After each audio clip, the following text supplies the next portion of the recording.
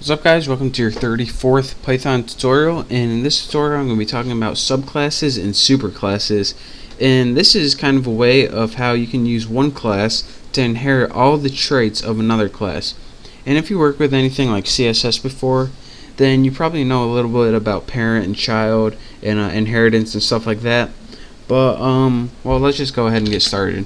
The first thing we need to do is make a class, and I promise by the end of this tutorial you will know what subclasses and superclasses are.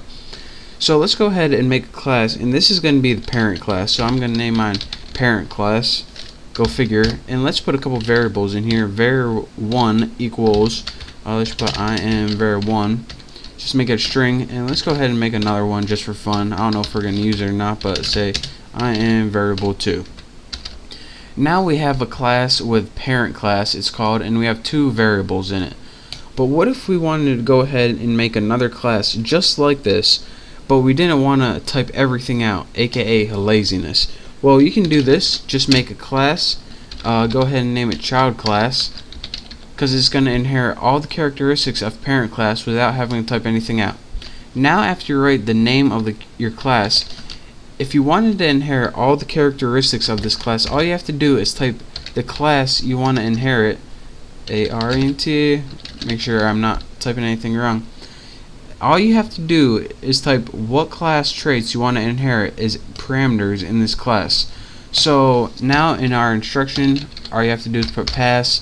In case you guys don't know, pass means don't do anything. It's pretty much just a blank. I know that it's weird that they would have something like that in programming, but they do.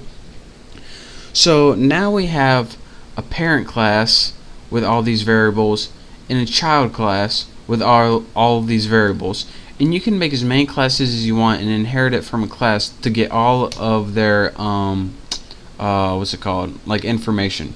So now let me show you guys how this actually works. We need a couple objects to access those variables.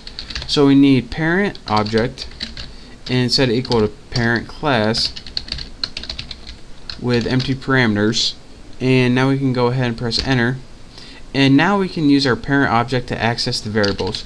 So I shouldn't have typed such long object names, but parent objects var1 equals var1.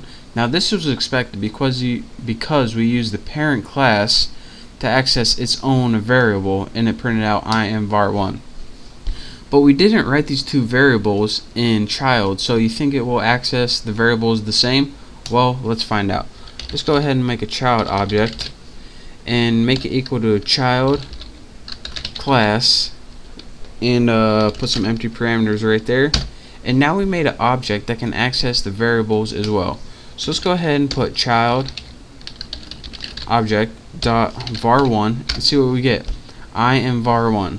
Let's see if it works with var2 just for fun. var2, var2. And as you can see, this is a different way where you can inherit all the traits of a class just by putting it in the parameters. And this is useful when you want to copy an entire class, but you don't want to have to type every single variable and method in it. So that's how you can copy an entire class, and they name it child and parent or subclass and superclass because this inherits the traits of a bigger one. So that is your quick tutorial on parents and child classes, also called subclasses and superclasses by some people.